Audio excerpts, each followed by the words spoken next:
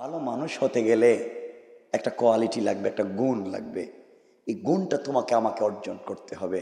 এটা কারো না, একজনের চরিত্র তোমাকে আমাকে ফলো করা লাগবে। এছাড়া সমাজে বেঁচে থাকবার আর কোনো পদ্ধতি নাই। পারবো তো ইনশাল্লাহ? আপনারা আছেন এলাকায়, কে নাবির নিচে হাত বাঁধে, কে নাবির উপরে বাঁধলো, কে কলজার উপরে বাঁধলো, কে মাথার উপরে বাঁধলো, কে জুড়ে আমিন বললো, কে আস্তে আমিন বললো, কে নবী সালাম আলাইকা কইলো, কে নবী সালাম আলাইকা বললো না, কে রসুলের নূরের কইলো, কে রসুলের মাটির কইলো, মায়ের দে পিটা। এই তো আপনাদের কাজ। এগুলা করতে করতে কি করেছেন সমাজে? দুই ভাই একই ঘরে থাকে, দুই ভাই একই ঘরে থাকে, একই টেবিলে খাবার খায়, কিন্তু দুই মসজিদে নামাজ পড়ে নাই। একই ঘরে থাকে, একই জায়গায় খায়, কিন্তু নামাজ পড়ে দুই মসজিদে। কি করতে পারছেন আপনারা ফেতনা করে? এজন্য কার টুপি আছে কার নাই, কার লুঙ্গি আছে কার পায়জামা নাই দেখবার কোনো দরকার নাই। যারা আমার কিবলার দিকে মুখ করে সালাত পড়ে, যারা আমার জবাই করা পশুর গোশত খায়, যারা আমার রসুলকে রসুল হিসাবে স্বীকৃতি দেয়, আখেরি রসুল, যারা আমার আল্লাহর তাওহীদকে মানে, তারা আমার ভাই। কথা বলেন, তারা আমার ভাই। কোনো ফিতনা করা যাবে না। এই চিন্তা নিয়ে চলেন।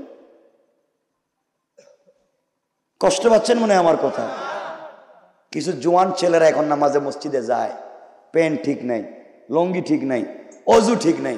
কিছু মুসল্লি টিটকারি করে, দেখছে নতুন নামাজ হয়েছে, বৈশা বৈশা বৈশা তসবিহ পড়তেছে মসজিদে। টিটকারি করেন কেন? ও তো মসজিদে এসেছে, তাকে আসতে দেন না কেন? তাকে টিটকারি করবেন কেন? ভালো মানুষ বানাবার কোনো পদ্ধতি আমাদের কাছে নাই। যারা মসজিদের ইমাম, আল্লাহর রাস্তায় রাগ করবেন না, যারা খতিব, ওনারাও কি করতেছে? ওনারা যা তিলাওয়াত করেন 5 ওয়াক্ত নামাজে যা পড়েন, এর 1000 ভাগের 1 ভাগও জুমার আলোচনা করতে পারেন না। কারণ জুমার বয়ানা যদি সব ঠিকঠাক মতো বলেন, তো হুজুরের চাকরি থাকে না। হ্যাঁ, ঠিক আছে নি? আপনারা একজন বলেন, আপনাদের এলাকার ইমাম সাহেব যারা আছেন, মসজিদের ইমাম সাহেবরা কি কোনোদিন দোয়া করছে, আল্লাহ আমার মুসল্লিদের কপালে ঠাডা ভালো না? কইছেন? এটা কইতে হবে বলেন, বলছে কোনোদিন? কিন্তু এই মুসল্লি এই ইমামের পিছনে নামাজ পড়া সালাম ফিরাইয়া 4 দোকানে বৈশাখ কয় ইমাম সাহেব বালা না। কথা বলেন না কেন? যেই বেচারা তার জন্য, তার 14 গোষ্ঠীর জন্য দোয়া করলো, বাইরে গিয়ে কয় এটা বালা না। এটা নাই, এলাকায় নাই। আর কি জিনিস আপনারা সমাজে চান? এতক্ষণ যা বলছি এগুলা কি তাহেরপুরে আছে? সবাই বলেন, বলেন, এগুলা কি থাকবে না ভালো হওয়া লাগবে? ভালো হওয়া লাগবে। ভালোর দিকে আমরা যাই। এই কথাগুলা বলে আলোচনা শেষ করতে চাইবো ইনশাআল্লাহ। আমার মুসলমান বন্ধুগণ, গভীর মনোযোগ। আল্লাহ রাব্বুল ইজ্জত ওয়াল জালাল কোরআনে কারীমের 19 নম্বর পারা 25 নম্বর সূরা আল ফুরকানের 63 নম্বর আয়াত থেকে আল্লাহ বললেন, ওয়াইবাদুর রাহমানিল্লাযীনা ইয়ামশুনা আলাল আরদি হাওনা। আল্লাহ রাব্বুল ইজ্জত ওয়াল জালাল বলেন, মুসলমানেরা, এই দুনিয়ার জমিনে যারা আমি আল্লাহর গোলাম দাবি করবে, আশিক রাসূল দাবি করবে, আমি আল্লাহর গোলাম নিজেকে মনে করবে, আমি আল্লাহর গোলামের 1 নম্বর গুণ হলো, আমার গোলাম দুনিয়ার জমিনে কোনোদিন অহংকার করতে পারে না। কি পারে না? একটু শরীরটা নাড়াইয়া কোন কি করতে পারে না? অহংকার করা যাবে না। সুতরাং আপনাদের বৃহত্তর তাহেরপুর সুনামগঞ্জ এলাকায় যে আল্লাহ যাদেরকে বড় আলিম বানিয়েছেন, শেখুল হাদিস বানিয়েছেন, মুফতি মুহাদ্দিস খতিব বানিয়েছেন, ইউনিভার্সিটির রেক্টর বানিয়েছেন, কলেজের অধ্যক্ষ অধ্যাপক প্রফেসর বানিয়েছেন, আপনি আপনার জ্ঞানের কারণে অহংকার করতে পারেন না। যে আল্লাহ মুআল্লিমুল মালাইকা, ফেরেশতাদের শিক্ষকের মতো মহাজ্ঞানীকে অহংকার করবার অপরাধে রেজিম শয়তান বানিয়ে দিয়েছে। আপনিও যদি আপনার জ্ঞানের কারণে অহংকার করেন, আমার আল্লাহ আপনাকেও শয়তান বানাইয়া দিতে আমার আল্লাহর 1 মিনিটও দেরি হবে না। কোন ঠিক কিনা? এই তাহেরপুর এলাকায় আল্লাহ যাদেরকে টাকার মালিক বানিয়েছেন, মিল ফ্যাক্টরির মালিক, কলকারখানার মালিক, শিল্পের মালিক, বিজনেসের মালিক, গাড়ির মালিক, বাড়ির মালিক বানিয়েছেন, আপনি আপনার সম্পত্তির কারণে অহংকার করতে পারেন না যে আল্লাহ আপনাকে টাকার মালিক বানিয়েছে। আপনি যদি অহংকার করেন, আমার আল্লাহ চাইলে আপনাকে 10 তলার থেকে থাপ দেয়া গাছতলায় নামাইয়া দিতে আমার আল্লাহর 1 মিনিটও দেরি হবে না। কোন ঠিক কিনা? এজন্য আল্লাহর গোলামে 1 নম্বর গুণ, অহংকার করা যাবে? বলেন যাবে? আমি জানি না আপনাদের এলাকায় আছেন, কেউ রাগ করবেন না। দেখবেন এলাকায় যদি কেউ একটু বড় হুজুর হয়ে যান, এলাকার বড় হুজুর, তিনি আর পাবলিকরে সালাম দেন না। আল্লাহ জানলে ভুল করে বলেন না, তিনি আর পাবলিকের সালাম দেন। আমি সালাম দিব কেন? আমি বড় হুজুর, আমারে সালাম দেও। বড় হুজুরে ঠিক মতো সালাম দিলে জবাবও দেয় না। হ্যাঁ, মুসাফার জন্য হাত দিলে হাত বাইর করে না, একটু অর্ধেক দে, ঠান্ডা লাগতেছে। কিন্তু মুসাফার সময় যদি হাতে হাদিয়া দেন, হাদিয়া বুঝছেন নি? আবার কোন হাদিয়া বুঝছেন তো? হাদিয়া দেন, গিফট করেন, থ্যাংক ইউ ভেরি গুড, আবার আইসো, আরো দিও। আর যে দিল না, আপনি তাড়াতাড়ি যান, সিরিয়ালে আরেকজনের সুযোগ দেন। আছে না নাই? কথা বলা লাগবে, আছে না নাই? কে বলেছে তোমার কাছে রাসূলের সিরাত নয়?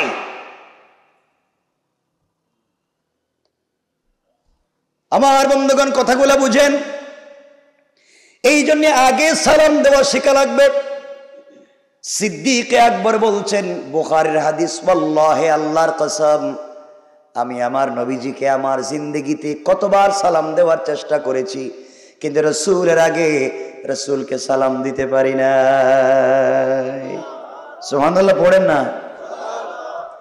আম্মা জান আয়েশা সিদ্দিকা বললেন, আমি আমার কলিজার টুকরা স্বামীকে সালাম দেওয়ার বহুত কৌশল জীবনে করেছি, কিন্তু আমি কোনোদিন নবীজির আগে নবীজিকে সালাম দিতে পারি না।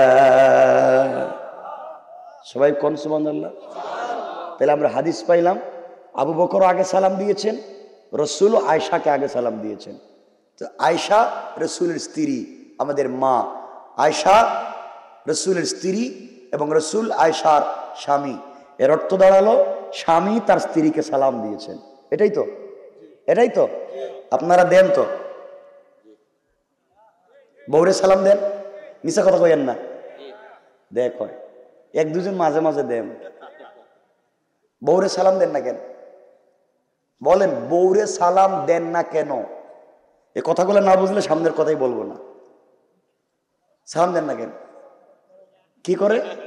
ওরে বাবা, কি শরম করে, কি শরম। বউরে সালাম দিবেন, আজকে বাসায় গিয়ে দরজা দাঁড়ায় বউরে বলবেন, বউ আসসালামু আলাইকুম ওয়া রাহমাতুল্লাহ। বউ কই, বউ মা এর আজকে কোন ভূতে ধরলো? জীবনে সালাম দিব, গড়ে আইসে ওর বাপ মা শুদ্ধা তালাক দেয়, পিডানো শুরু করে দেয়, আর আজকে দেখি সালাম দিল, বুঝা গেল ও আজে কাজ করছে। এজন্য আজকে সালাম দিবেন। বলেন ইনশাআল্লাহ, সবাই বলেন ইনশাআল্লাহ। সালাম দিবেন তো? যারা বিয়ে করেন এরা আসতেছে, মনে হয় আমাদের বাইচে গেলাম, কিছু ওয়াজ করবো সামনে ইনশাআল্লাহ তোমাদের ব্যাপারে। কারণ তোমরা আছো, যারা বিয়ে করো নাই তোমরা আছো, আর তোমাদের গার্লফ্রেন্ড আছে, ঠিক কিনা? গার্লফ্রেন্ড আর তুমি, আর কিচ্ছু লাগবে না দুনিয়ায়। একটু থামো। মাঝে মাঝে স্ত্রীকে নিজের হাতে খাওয়াইয়া দিবেন, নিজের হাতে মুখে উঠে খাবার খাওয়াইবেন। কিছু কম ইনশাল্লাহ বলেন। মুরব্বীরা আমার চেহারার দিকে তাকাই আছে, হেরা কইছে বাপ 70 বছর গেছে গা, কি ওয়াজ করতেছো তুমি? এই বয়সে গিয়া যদি বউরে হাত দিয়ে খাওয়াই, মানুষে কি কইব? আরে মানুষ কি বলবে এটা তো জানার দরকার নাই। খাওয়াইবেন তো ইনশাল্লাহ? ইনশাল্লাহ বলেন। আপনারা তো নিজের বউরে খাওয়াইতে পারেন না, আপনারা তো খাওয়াইতে পারেন পাশের বাড়ির বাবিরে। ঠিক কিনা বলেন? নিজের বউরে খাওয়াইতে লজ্জা হয়। ভালো হয়ে যান, সমাজকে ভালো করেন ইনশাআল্লাহ। আসুন আমরা আরো সামনের দিকে যাই। যে আয়াত তিলাওয়াত করেছে, আয়াতে রব বলেছেন ওয়ারাফা'না লাকা যিকরাক। বন্ধু, আমি কি তোমার সম্মানকে বাড়াইনি? আমি কি তোমার পরিচিতি গোটা বিশ্বে দেইনি? তুমি কেন চিন্তা করো? আমি তোমার সম্মান দিয়েছি, আমি তোমাকে ইজ্জত দিয়েছি। আমার পরে আসমানের নিচে, জমিনের উপরে আমার পরে সব থেকে বেশি সম্মানিত করেছি তোমাকে। পড়েন সুবহানাল্লাহ। নবীজিকে আল্লাহ বললেন, তো আল্লাহ খুশি, রাসূল খুশি। কেমনে সম্মান দিলেন, সম্মানটা কেমনে পেলেন, আমরা সেদিকে নিয়ে যাব ইনশাআল্লাহ। এতক্ষণ বসবেন তো? আপনারা কোন এরা কয় না, দেখছেন? বসবেন তো?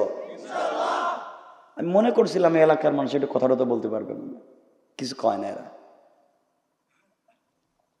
আমরা এখন এদিকে যাবো, রাসূলের সম্মান বুঝাবো। আমার বন্ধুগণ, কথাগুলা দিল দিয়ে শুনেন কি বলতে চাই। শেষ পর্যন্ত বুঝলে বুঝবেন কি বুঝাতে চাই। আল্লাহর পয়গম্বর, আখিরি জামানার নবী, সরকারে কায়নাত, দো জাহানের সরদার, নবী রহমত জনাবে মুহাম্মদ রাসূলুল্লাহ সাল্লাল্লাহু আলাইহি ওয়াসাল্লাম পৃথিবীতে যখন আগমন করলেন, তার আগমনের কথাগুলা বলা আমার উদ্দেশ্য না। এখানে আল্লাহ রাসূলকে অনেক সম্মান দিয়েছেন, যে কথা বললে মূল কথায় যাওয়া যাবে না। আল্লাহ বলছেন আমার রাসূলকে সম্মান দিয়েছেন। কেমনে দিলেন? নবীজি বড় হতে লাগলেন। আল্লাহ রাব্বুল ইজ্জত ওয়াল জালাল বুঝাতে চাইলেন, বন্ধুরে তোমাকে দ্বীনের দাওয়াত দেওয়া লাগবে, তাওহীদ এবং রিসালাতের কথা মানুষের কাছে বলতে হবে। দ্বীনের দাওয়াত দিতে গেলে দুই জিনিস লাগবে। কয় জিনিস? ভালো করে মনে রাখবেন, কয় জিনিস? দ্বীনের দাওয়াত দিতে দুই জিনিস লাগবে। সকল জায়গায়, সকল সেক্টরে, সকল অফিসে, সকল আদালতে দ্বীনের দাওয়াত যদি পৌঁছাতে হয়, অবশ্যই আপনার ক্ষমতা লাগবে। কথা বলেন, ক্ষমতা ছাড়া সব জায়গায় দাওয়াত দিতে পারবেন না। দুই নাম্বার, সকল জায়গায় যদি দ্বীনের দাওয়াত দিতে হয়, অবশ্যই আপনার সম্পদ লাগবে, টাকা পয়সা লাগবে। দুই জিনিস ছাড়া আপনি কোনো জায়গায় দ্বীনের দাওয়াত দিতে পারবেন না। আল্লাহ বলছেন, বন্ধু তোমাকে সম্মান দিয়েছি। এক পর্যায়ে নবীজিকে দ্বীনের দাওয়াতের জন্য যখন রব তৈরি করলেন, তৈরি করবার জন্য আল্লাহ রাব্বুল ইজ্জত ওয়াল জালাল রাসূল পাক সাল্লাল্লাহু আলাইহি ওয়াসাল্লামকে, তার তো দ্বীনের দাওয়াত দিতে গেলে টাকা লাগবে। এই জন্য মক্কার এমন একজন মহিলাকে তার প্রেমে ফেলে দিলেন, খাদিজাতুল কুবরা, যাকে বিয়ে করবার কারণে রাসূল পাক সাল্লাল্লাহু আলাইহি ওয়াসাল্লাম খাদিজার জিন্দেগির যত সম্পত্তি ছিল সবগুলাকে আল্লাহ দ্বীনের রাস্তায় ব্যয় করার সুযোগ দিয়েছেন। কান সুবহানাল্লাহ। এখন নবীজির টাকা আছে, পয়সা আছে, দ্বীনের দাওয়াত দেওয়ার সুযোগ আছে, কিন্তু আরেকটা লাগবে, শক্তি আর সামর্থ্য, প্রভাব লাগবে। আল্লাহ পাক রব্বুল ইজ্জত ওয়াল জালাল রাসূল পাককে পৃথিবীর যে কোনো বংশে প্রেরণ করেন নাই। কুরাইশ বংশে দিয়েছেন, সম্মানিত একটা বংশে দিয়েছেন। এরপরে রাসূল পাক সাল্লাল্লাহু আলাইহি ওয়াসাল্লাম যখন দ্বীনের দাওয়াত দিতে লাগলেন, তখন ক্ষমতার দরকার আছে। আবু তালেব রাসূলের চাচাকে আল্লাহ রাব্বুল ইজ্জত ওয়াল জালাল তার দিলকে নরম করে দিলেন। আমার নবীজিকে হাতে ধরলেন, কাবা চত্বরে নিয়ে গেলেন, আর ডাক দিয়া বললেন, ও মক্কাবাসী শোনো, মুহাম্মদ আমার ভাতিজা। আমি কালিমা পড়লাম কিনা তা তোমাদের জানার দরকার নাই। আমার ভাতিজা যা বলতেছে তোমাদের ভালো লাগলে মানবে, ভালো না লাগলে মানবে না। কিন্তু কেউ যদি আমার ভাতিজার দাওয়াতে বিরোধিতা করে, আঘাত করে, আমি আবু তালেব তাকে দুনিয়ায় রাখবো না। আল্লাহু আকবার বলেন। এই দুই জিনিস রাসূল পাইলেন। দ্বীনের দাওয়াত দিতে আবু তালেবের সাপোর্ট পাইলেন না? দ্বীনের দাওয়াত দিতে টাকা লাগবে, খাদিজাকে বিয়ে করার মাধ্যমে তাও পাইলেন না? পান নাই? কথা বলছেন না কেন? তাহলে এখন দুই জিনিস দাওয়াত দিতে পারবেন। আরেকটা, রাসূলের কষ্ট ছিল, আমরা বলবো এই সূরায় নিয়ে আসবো। আল্লাহ বলছেন বন্ধু, আল্লাযী আনকাযা যহরাক, এরপরে বলছেন নবীজিকে আল্লাহ রাব্বুল ইজ্জত ওয়াল জালাল বলছেন, পয়গম্বর আরবি আপনার বুকের উপরে একটা কঠিন পাথরের চাপা ছিল, আমি সেই চাপকে দূর করে দিয়েছি। কি ছিল এটা? হচ্ছে আপনাকে যে কোরআন পৃথিবীর কোন সৃষ্টি নিতে চাইল না, এই কোরআন আপনাকে দিয়েছি। আপনি তো জবান নাড়াইয়া নাড়াইয়া বহুত কষ্ট করে তিলাওয়াত করে মুখস্থ করবার জন্য ঘাম জড়াইয়া কষ্ট করতেছিলেন। আমি রব জিবরিল আমিনের বুকের সঙ্গে বুকটা লাগাইয়া কষ্ট ছাড়া 30 পারা কোরআন তোমার সিনার ভিতরে নাজিল করে দেওয়ার দায়িত্ব নিয়েছি। সুবহানাল্লাহ। আমি কষ্ট দূর করেছি। কেমনে এগুলা সামনে গেলে বুঝবেন। আর আমার কথা যদি কেউ না বুঝেন, খুব বসে থাকবেন, তাহলে আপনাদের উপকার হবে। প্রশ্ন আসলে প্রশ্ন লিখে নেবেন, আমাকে সরাসরি দাঁড়িয়ে প্রশ্ন করবেন।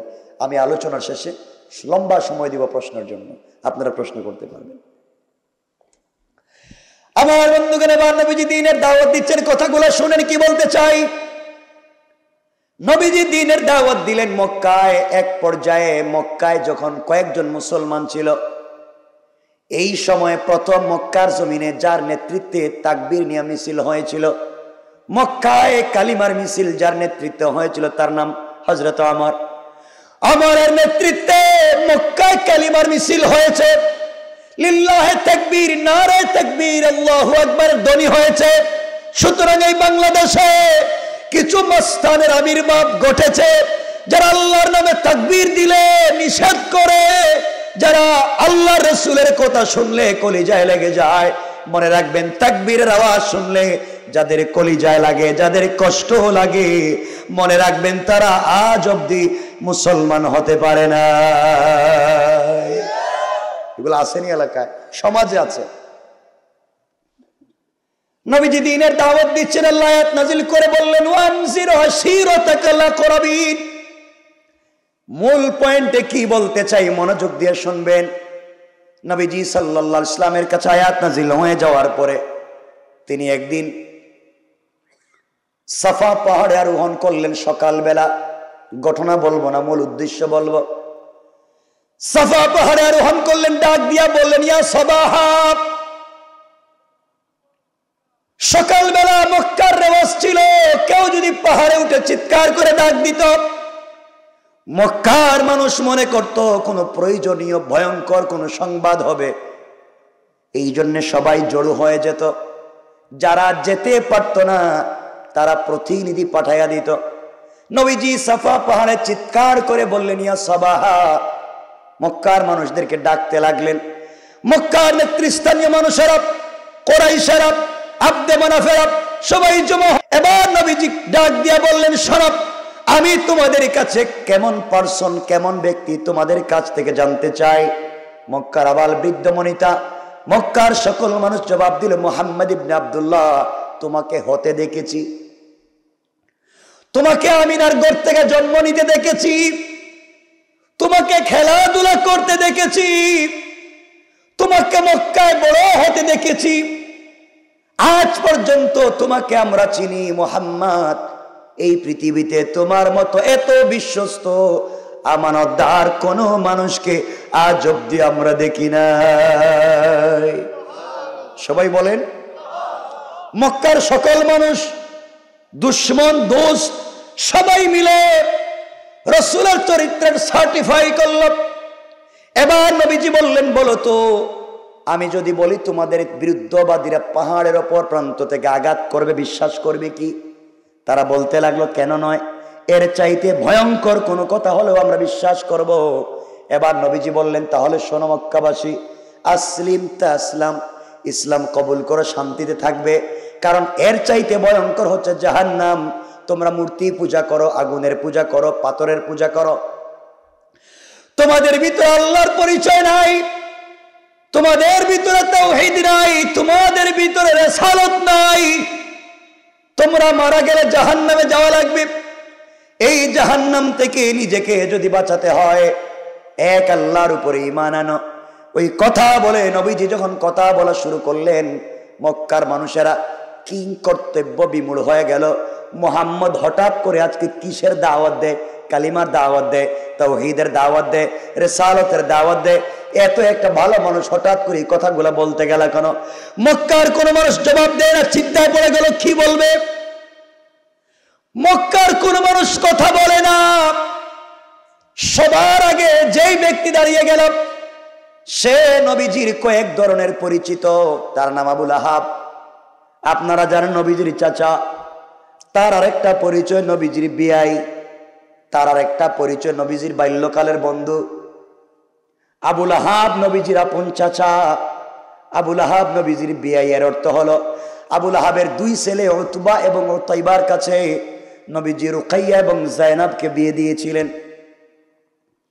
3 নম্বর পরিচয় নবীজির ছোটকালের বন্ধু, একসাথে বড় হয়েছেন চাচা ভাতিজা।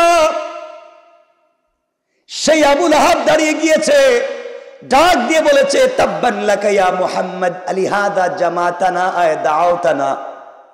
ও মুহাম্মদ ইবনে আব্দুল্লাহ, তোমার সারা দিন ধ্বংস হয়ে যাক, তুমি ধ্বংস হয়ে যাও। এই কথাগুলো বলবার জন্য কি আমাদেরকে দাওয়াত দিয়েছো? ঘটনা বলা উদ্দেশ্য না। এই কথা বলে পাথর নিয়ে আমার নবীজিকে মারতে চাইল। আমার বন্ধুগণ, আমি জানতে চাই, সর্বপ্রথম যেই লোকটা আমার নবীজিকে আঘাত করবার জন্য উদ্যত হলো কলিমার দাওয়াত দিতে, সেই লোকটাকে কথা বলেন নবীজির কি? সবাই বলেন চাচা। ঘরের লোক না বাহিরের লোক? কথা বলেন। তাহলে বোঝা গেল পৃথিবীর জমিনে প্রথম দিনের দাওয়াত দিতে রাসূল যখন পাহাড়ে উঠে দাওয়াত দিয়েছে, প্রথম যারা দিনের দাওয়াতে বাধা দিয়েছে ঘরের লোক না বাহিরের লোক? আবার বলেন।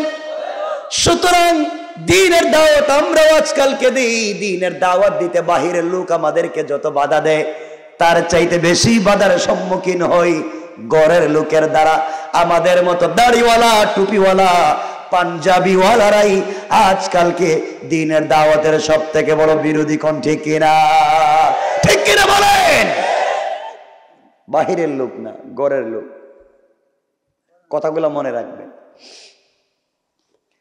আমার বন্ধুগণ। কথাগুলো বুঝে নেওয়ার পরে কি বলতে চাই, কোরআনে কারীমের 13 নম্বর পারা 14 নম্বর সূরা, সূরা ইব্রাহিমের প্রথম আয়াতে আল্লাহ বললেন, কিতাবুন আনজালনাহু ইলাইকা লিতুখরিজান নাসা মিনাজ যুলুমাতি ইলান নূর। আল্লাহ রাব্বুল ইজ্জত ওয়াল জালাল বললেন, পয়গম্বরে আরবি, আপনার কাছে আমি আল্লাহ এমন একটা কিতাব নাজিল করেছি, কিতাবুন আনজালনাহু ইলাইকা, আপনার কাছে অবতীর্ণ করেছি, লিতুখরিজান নাসা মিনাজ যুলুমাতি ইলান নূর। এটা এমন একটা ম্যাগনেট, এমন একটা চুম্বক, এমন একটা লাইট, আপনি যদি সিস্টেমে এই কোরআন নামক লাইটকে অন্ধকারে লাগাইয়া দিতে পারেন, অন্ধকার থাকবে না, আলোকিত হয়ে যাবে। কোন সুবহানাল্লাহ। দেখেন, এই কোরআন নামক লাইট আপনার সাথে থাকলে লাভ কি? ও মুসলমান, দিল দিয়া কথাগুলো শুনো আর বুঝো। কোরআন যদি সাথে রাখতে পারো, তোমার জীবনে কি হবে? আবু লাহাব নবীজিকে গালি দিয়েছে। গালি দিতে গিয়ে 2টা শব্দ বলেছে। বলেছে, মুহাম্মদ তুমি পাগল, তোমার আল্লাহ পাগল। নাউজুবিল্লাহ নাই? নবীজি উপর দিকে হাত উঠে আল্লাহকে বলছেন, আল্লাহ তাআলা, আবু লাহাব আমাকে গালি দিয়েছে, আমাকে পাগল বলেছে, আমার চাচা, আমার যায় আসে না। আমাকে গালি দিলে আমার যায় আসে না, আমাকে আঘাত করলে আমার যায় আসে না, আমাকে মারলে আমার যায় আসে না আল্লাহ।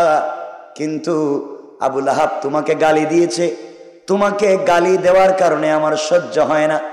আল্লাহ জানাইয়া দিলেন, বন্ধুরে, যারা আমাকে গালি দিয়েছে মাফ, যারা আমার কোরআন অস্বীকার করেছে মাফ, কিন্তু যারা আমার বন্ধু হাবিবুল্লাহকে গালি দিয়েছে, যাকে উপলক্ষ করে দুনিয়ার জমিন সাজাইলাম, সেই বন্ধুকে যারা গালি দিয়েছে, আমি আল্লাহ তাদেরকে মাফ দিতে পারি না।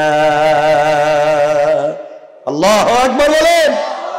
সুতরাং আজকের এই জমিনে যারা আল্লাহ রাসূলকে গালি দেয়, যারা কোরআন সুন্নাহকে গালি দেয়, রাসূলের চরিত্রের বিরুদ্ধে কথা বলে, তারা যে কোনো পরিচয় হয় না কেন তাদের কোনো মাফ নাই। ঠিক কিনা বলেন? কোনো মাফ নাই। কষ্ট হচ্ছে আপনাদের? আমার বন্ধুগণ, কথাগুলো শুনবেন কি বলতে চাই। এক পর্যায়ে আল্লাহ রাব্বুল ইজ্জত ওয়াল জালাল সূরা লাহাব তাব্বাত ইয়াদা নাজিল করে দিলেন। ঘটনা এখানেই শেষ না। এই ঘটনা কেন এদিকে নিয়ে যাচ্ছি কথাগুলো শুনবেন। এই সূরা নাজিল হলো, সহজ কথা, আবু লাহাব নবীজিকে গালি দিয়েছে, আল্লাহকে গালি দিয়েছে, সূরা নাজিল করে দিয়েছেন, আয়াত নাজিল করে দিয়েছেন, সত্য কথা। কিন্তু এই সূরার মধ্যখানে আল্লাহ বললেন ওয়ামরাআতুহু হাম্মালাতাল হাতাব। আল্লাহ জানাইয়া দিলেন বন্ধুরে, ওয়ামরাতুহু, এই ইমরাতুন, এই মহিলা উম্মে জামিল, আবু লাহাবের স্ত্রী, তাকেও ধ্বংস করে দিলাম। কথা হলো এখানে উম্মে জামিলের কথা, আবু লাহাবের স্ত্রীর কথা আল্লাহ আনলেন কেন? দুটা ব্যাখ্যা। হাম্মালাতুন শব্দের দুইটা তাফসীর। কেউ বলেছেন এই মহিলা রাস্তায় রাস্তায় গিয়া, ঘরে ঘরে গিয়া, বাজারে বাজারে গিয়া আমার নবীর বদনাম করত, গীবত করত, শিকায়ত করত, চুগলখড়ি করত। আল্লাহ রাব্বুল ইজ্জত ওয়াল জালাল ওই গীবতকারী মহিলাকে ধ্বংসের কথা বললেন। দুই নম্বর ব্যাখ্যা হলো নবীজি দ্বীনের দাওয়াত দিতেন, সে জঙ্গল থেকে কাটাওয়ালা জিনিস এনে কাঠ এনে রাসূলের রাস্তায় ফেলে কষ্ট দিত। কথাগুলা বুঝবেন, এই দুই কারণে আল্লাহ তাকে ধ্বংস করে দিলেন। এই মহিলার হাতে দুটো পাথর নিয়ে আমার নবীজিকে মারবার জন্য বস্তা নিয়ে বের হয়েছে একদিন সকালবেলা। আমার নবীজি সিদ্দিকে আকবরকে সঙ্গে নিয়ে কাবা চত্বরে গিয়ে হযরতে সিদ্দিকে আকবর বসে আছেন। নবীজি সিদ্দিকে আকবরের রানের উপরে শুয়ে আছেন। হযরতে আবু বকর আমার নবীর চেহারার দিকে তাকাই আছেন। নবীজির চেহারা মুবারকের দিকে তাকাই আবু বকর আশ্চর্য হয়ে গেলেন। তিনি বলেন, আসমানের সূর্যের দিকে তাকালাম, আসমানের চন্দ্র এবং আসমানের তারকাগুলো কল্পনা করলাম, কিন্তু চিন্তা করে দেখলাম আমার নবীর চেহারার মতো এত সুন্দর আসমানের চাঁদ এবং সূর্য তারকা না। সিদ্দিক আকবর বলেন, আমি বসে আছি, আমার নবীজি রানের উপরে মাথা রেখে শুয়ে আছেন। এমন সময় নবীজি কোরআন থেকে তেলাওয়াত করে যায়। নবীজির তেলাওয়াত গুলো আমি কান দিয়ে শুনি, দুইটা চক্ষু দিয়ে নবীজিকে দেখি। কিন্তু আশ্চর্যের ব্যাপার, কিছুক্ষণ পরে দেখি একজন মহিলা আমার নবীজিকে আঘাত করবার জন্য হাতের মধ্যে পাথর নিয়ে আসতেছে। সিদ্দিক আকবর বলছেন, ইয়া রাসূলুল্লাহ, ইয়া হাবিবাল্লাহ, পয়গম্বরে আরবি, একজন মহিলা যদি আপনাকে আঘাত করে এর চাইতে লজ্জার কিছু নাই। নবীজি বলেন, আবু বকর চিন্তার কারণ নাই, যে আল্লাহ আমাকে দ্বীনের দাওয়াতের কথা বলেছেন, যে আল্লাহ আমার কাছে কোরআন নাজিল করেছেন, আল্লাহ পাক আমাকে জানিয়ে দিয়েছেন, বন্ধুরে, কোন কাফের, কোন বেঈমান, কোন জালেম আপনাকে আঘাত করবার মারবার জন্য যদি আসে, আপনি আমার কোরআন থেকে তেলাওয়াত করবেন, আমি আল্লাহ এই তেলাওয়াতের বদৌলতে আপনাকে ওই জালেম থেকে বাঁচাইয়া দেওয়ার জিম্মাদার। পড়েন সুবহানাল্লাহ। কোরআন থাকলে হয় কি, এটাই বুঝাতে চাই। শুনেন, কোরআন সাথে থাকলে লাভ কি ভালো করে বুঝো। উম্মে জামিল কাছাকাছি পৌঁছে গেল। সিদ্দিক আকবর বলছেন, ইয়া রাসূলুল্লাহ, আপনার চাচি এবং বিআইন উম্মে জামিল এসেছে আপনাকে মেরে ফেলবার জন্য। নবীজি বললেন, চিন্তা করো না, দেখি কি করে। হযরতে সিদ্দিক আকবর শুনেন নবীজি কোরআন তেলাওয়াত করতেছেন। উম্মে জামিল আস্তে আস্তে আস্তে আস্তে নবীজির সিনার সামনে চলে আসলো, একবার সিনা বরাবর। নবীজির সিনার সামনে দাঁড়াইয়া, নবীজির মুখ বরাবর দাঁড়াইয়া আবু বকরকে ডাক দিয়া বলছে, আবু বকর, তোমার বন্ধু মুহাম্মদ ইবনে আব্দুল্লাহ কোথায়? সারাদিন মক্কার অলিতে গলিতে খুঁজলাম, কোথাও পাই না। তুমি এখানে একা একা বসে কি করো? মুহাম্মদ কোথায়? আবু বকর আশ্চর্য হয়ে গেলেন, বলে কি? আমি দেখি আমার রানের উপরে আমার নবীজি শুয়ে আছেন, তার কাছ থেকে কোরআন তিলাওয়াত আমার কান দিয়ে শুনি। উম্মে জামিল নবীজির সামনে দাঁড়াইয়া আমাকে দেখে, নবীজিকে দেখে না, ব্যাপারে কি বুঝতে পারি না। আল্লাহু আকবার বলেন, আর জোরে বলেন আল্লাহু আকবার। আবু বকর বললেন, উম্মে জামিল রে, তোমার ভাতিজা, তোমার বিয়াই, তুমি খুঁজতে এসেছো, খুঁজে দেখো না কোথায় আছে, আমি বলতে যাব কেন? উম্মে জামিল পুরা কাবা চত্বর খুঁজলো, কোথাও নবীজিকে না পেয়ে আবার নবীজির সামনে দাঁড়িয়েছে আর ডাক দিয়ে বলছে, আবু বকর রে, খুঁজলাম পেলাম না, তুমি বলো না আজকে কোথায় গেল, তুমি জানাইয়া দিও, যদি পাও আমি উম্মে জামিল তাকে যেখানেই পাবো জমিন থেকে উঠাইয়া দেব। আবু বকর মুচকি হাসেন আর বলেন, হাম্মকার বেওকুফ, নবীজিকে সামনে রেখে যে লোক দেখতে পারে না সে লোক নাকি নবীজিকে হত্যা করবে? আল্লাহু আকবার। চিৎকার করে হুমকি দিয়ে চলে গেল, নবীজিকে দেখে নিবে হুমকি দিল। আজও আমাদেরকে কিছু লোক দেখে নেওয়ার হুমকি দেয়, কথা যদি আমার লাগবে না খেদমত, কি করে এই বয়সে খেদমত করলে পরে কি করবো আমি? থাক, দিনের কথা বলতেছি, এই ঘামটাও পড়বে না।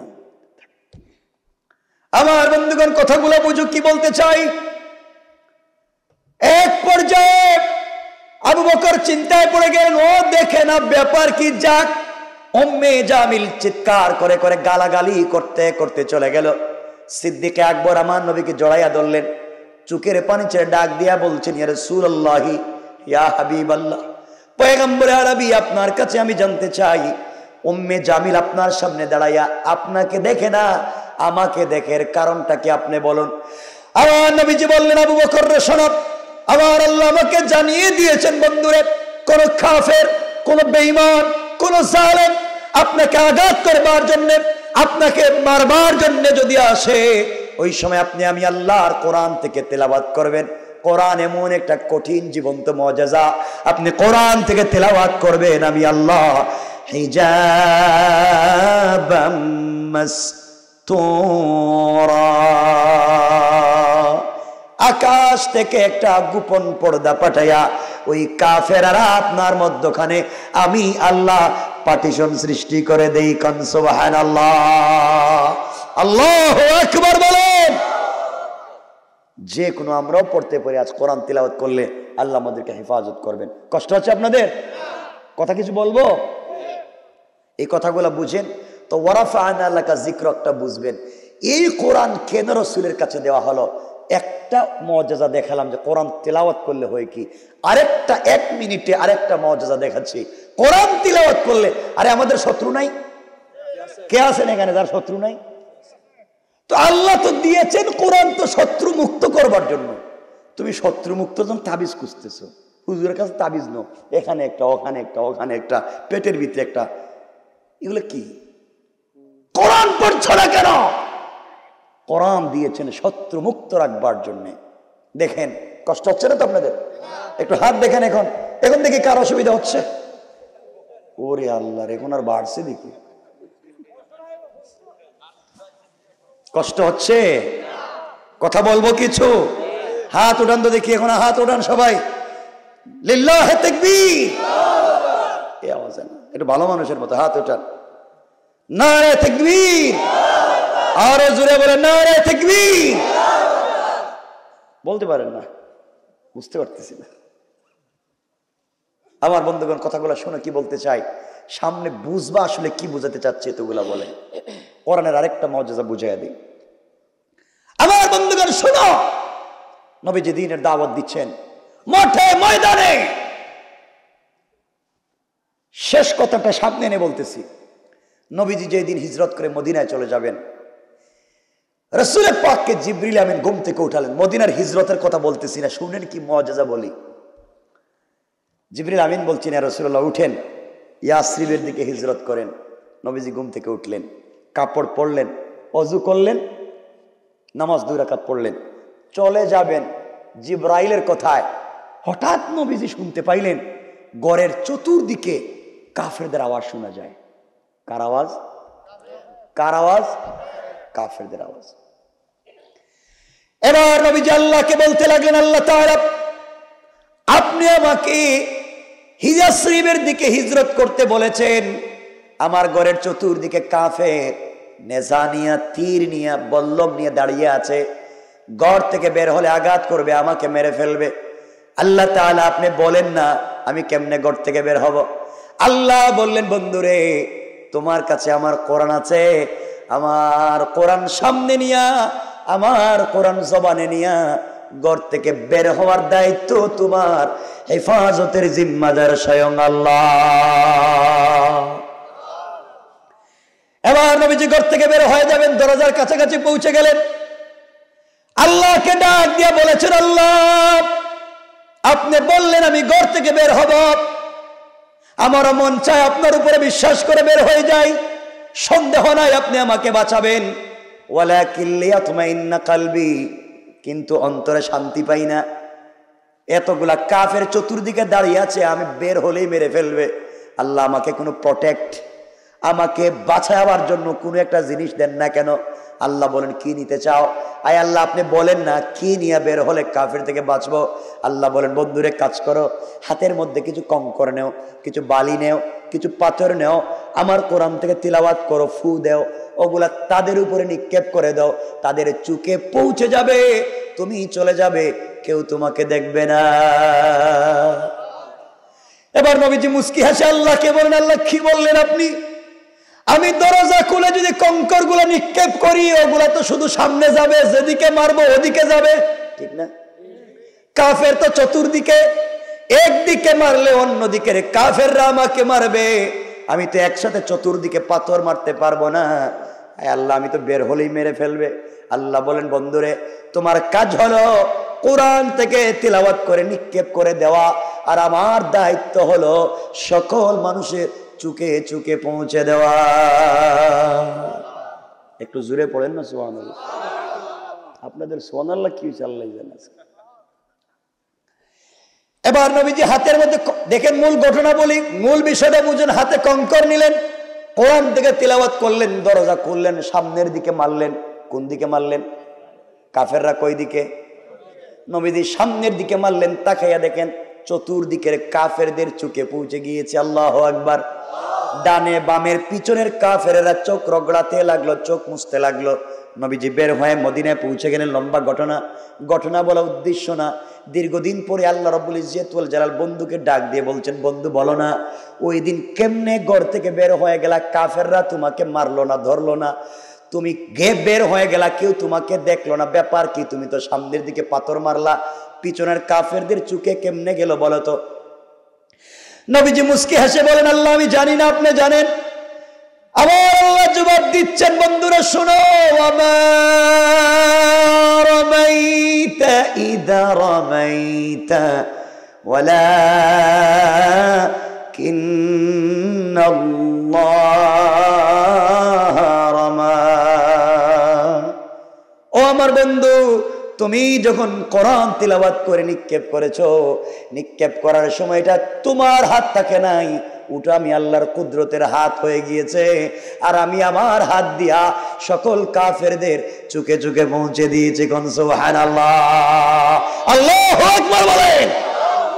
এই জন্য আমার আল্লাহ কোরআনে কারীমের 13 নম্বর পারা 14 নম্বর সূরা ইব্রাহিমের প্রথম আয়াতে বলছেন, আলিফ লাম রা কিতাবুন আনজালনাহু ইলাইকা লিতুখরিজান নাসা মিনাজ যুলুমাতি ইলান নূর।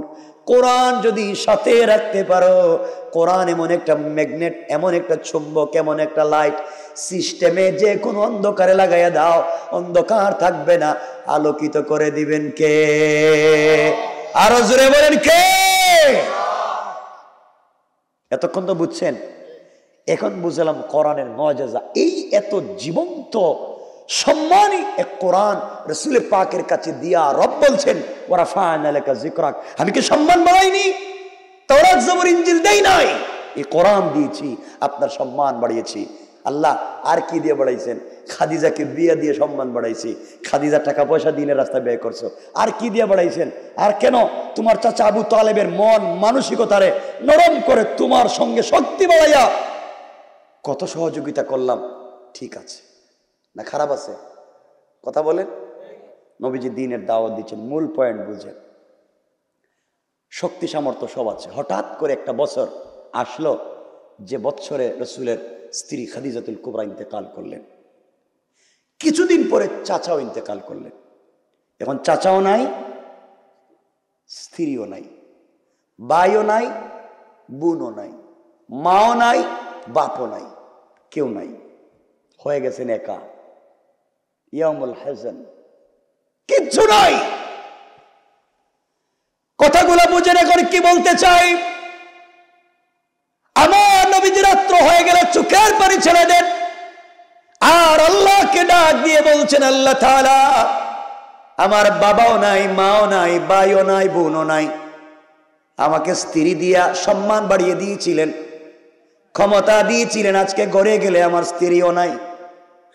সারাদিন দিনের দাওয়াত দেয়, মানুষ গালি দেয়, কষ্ট দেয়, ঘরে গেলে সব কষ্ট দূর হয়ে যায়, আজ আমার স্ত্রী নাই। আয় আল্লাহ তাআলা, দিনের দাওয়াত দিলে মানুষ আমাকে কষ্ট দিত, চাচা দাঁড়িয়ে গেলে সব দূর হয়ে যেত, আজ চাচাও নাই, খাদিজাও নাই, আমি কোথায় যাব? মক্কায় থাকলে মানুষ আমাকে মারবে, কারণ আমার বিরুদ্ধে মানুষের অভাব নাই, আমাকে মেরে ফেলবার বহুত পরিকল্পনা হয়। এই কথাগুলা বলে রাসূল পাক সাল্লাল্লাহু আলাইহি ওয়াসাল্লাম চিন্তা করলেন, চলে যাই তায়েফে। কোথায়? নানার বাড়ি চলে যাই। নানার বাড়ি গেলে নানার বাড়ির মানুষ আমাকে ভালোবাসবে, মক্কায় কেউ নাই। এই কথা চিন্তা করে তোমার নবী, আমার নবী যখন তায়েফের দিকে রওনা হলেন, লম্বা ঘটনা বলছি না, নবীজি তায়েফ পৌঁছে গেলেন, মানুষের কাছে দাওয়াত দিলেন, আসলিম তাসলাম, ইসলাম কবুল করো, শান্তিতে থাকবা। তায়েফের মানুষ আঘাত করলো, তায়েফের মানুষ মারলো, মারতে মারতে এমন ভাবে আঘাত করেছে যেই নবীজির শরীরে জান্নাতি 70 জন পুরুষের শক্তি আছে। এই নবীজিকে আঘাত করে করে 3 জায়গায় অজ্ঞান করে ফেলে দিয়েছে।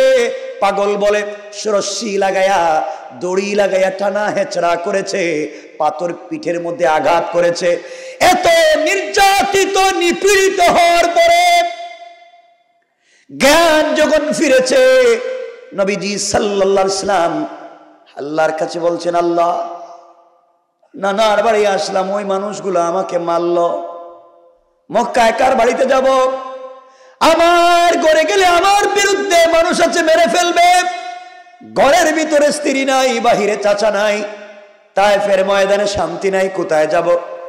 নবীজি চিন্তা করলেন, নিজের ঘরে না, চলে যাই উম্মে হানির ঘরে। উম্মে হানির ঘরে রাসূল পৌঁছে গেলেন।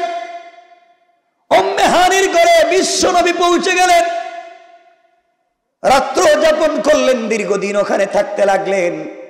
আপনারা জানেন, মানুষ যখন একা হয় অনেক স্মৃতি মনে পড়ে, অনেক দুঃখের কথা মনে পড়ে, ঠিক নেই?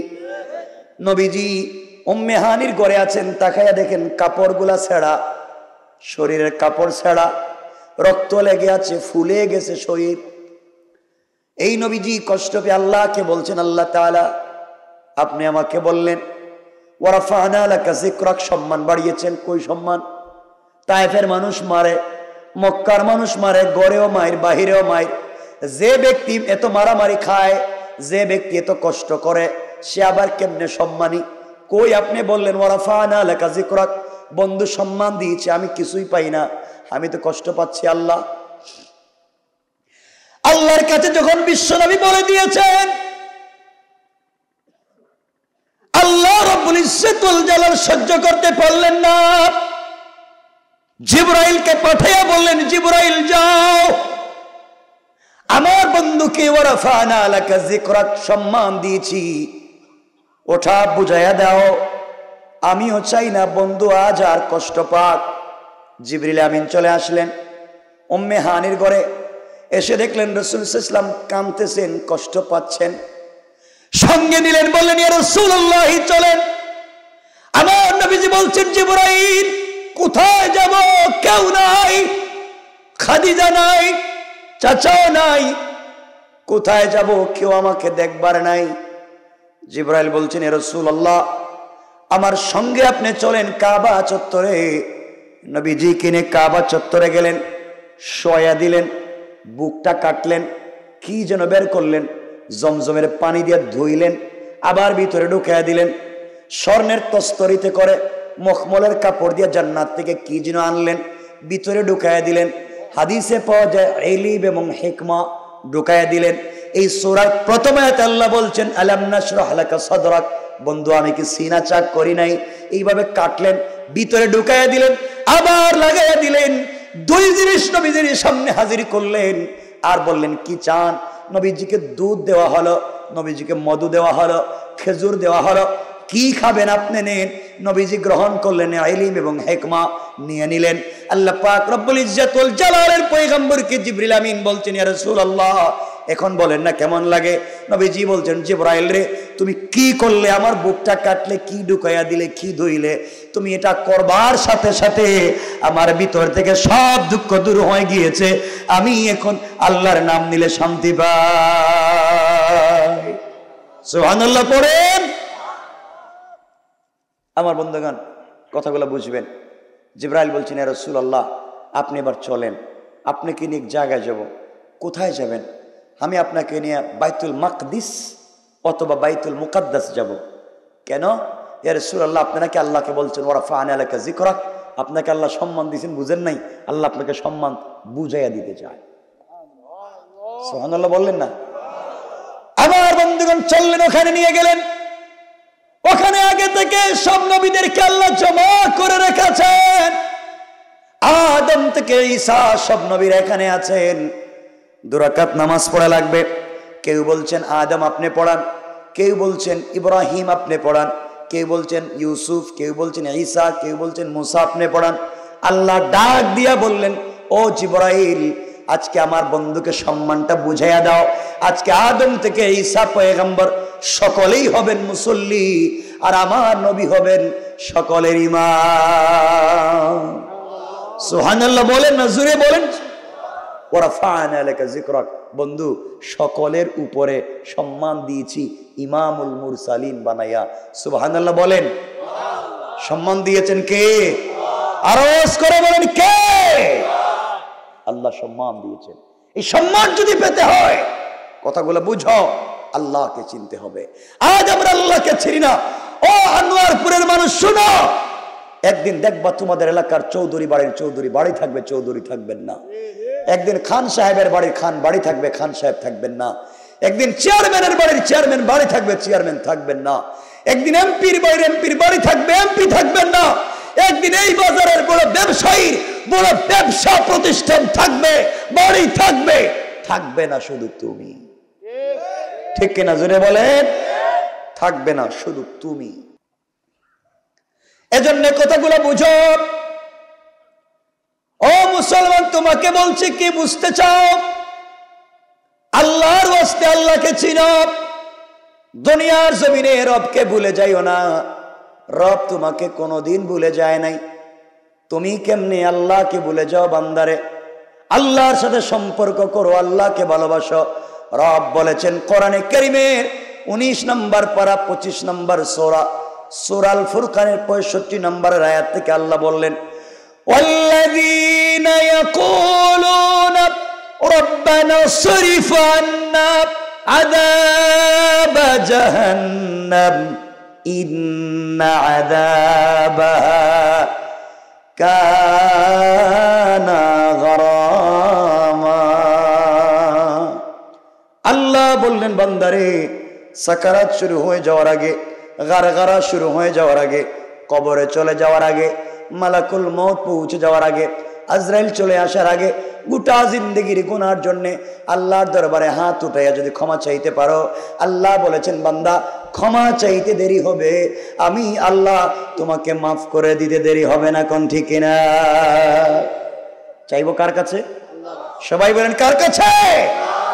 যুবক ভাই তোমাদেরকে বলছি, শোনো শোনো যুবকেরা, সারাদিন বিজনেস করো, সারাদিন কাজ করো, সবাইকে মনে রাখো যাকে ভুলে যাও তিনি হচ্ছেন আল্লাহ। সব ঠিক আছে। ও যুবকেরা তোমাদেরকে বলছি, সারাদিন দোকানদারি করেছ, তোমার ব্যবসা তাহিরপুরে, তোমার ব্যবসা সুনামগঞ্জে, তোমার ব্যবসা সিলেট শহরে, সকাল থেকে সন্ধ্যা পর্যন্ত দোকানদারি করেছ, টাকা টাকা টাকা, কাগজপত্র হিসাব ঠিক রেখেছ, দোকানের হিসাব ঠিক রেখেছ, ব্যাংক ব্যালেন্স ঠিক রেখেছ, এত কাজের ভিতর দিয়া ছেলেমেয়ের খবর নিয়েছ, বাড়িতে মা বাবার খবর নিয়েছ, বিদেশে ভাই বোনের খবর নিয়েছ, সব তুমি ঠিকঠাক মতো আদায় করেছ। এত কাজ করতে গিয়ে যাকে ভুলে গিয়েছ তিনি হচ্ছেন আল্লাহ। ঠিক কিনা বলেন?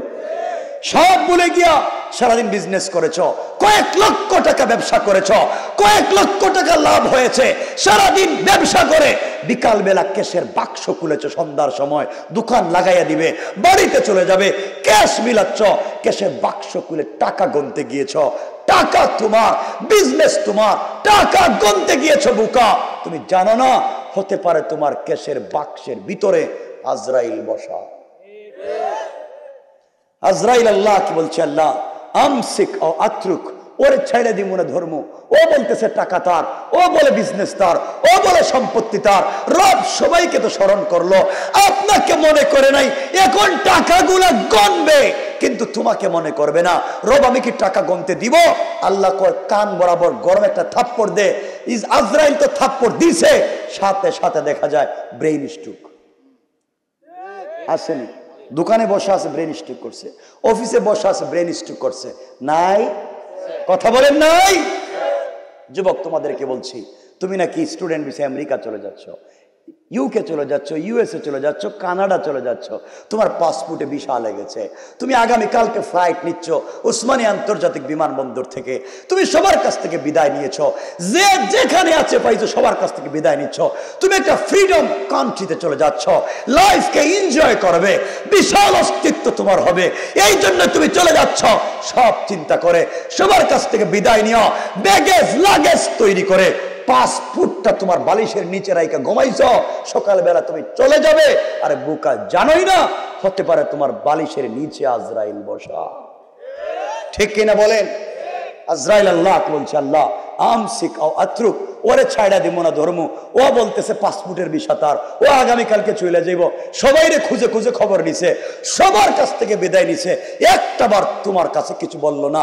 রব তুমি বলো না ছেড়ে দিব কিনা? রব বলছে ঘুমে একটা থাপ্পড় দে। দিছে তো ঘুমে থাপ্পড়, দেখা যায় ঘুমেই হার্ট অ্যাটাক। কথা বলা লাগবে, আছে না নাই? রব আফসোস করে বলছেন ইয়া আইয়ুহাল ইনসান মা গাররাকা বিরাব্বিকাল কারীম, এই মানুষ তোদেরকে কে ধোঁকা দিয়েছে আমার মতো মহান রব থেকে? কে বিভ্রান্ত করেছে আমার মতো মহান রব থেকে? অথচ আল্লাযী খালাকাকা, আমি তোদেরকে বানাইছি। কে বানাইছেন? সবাই বলেন।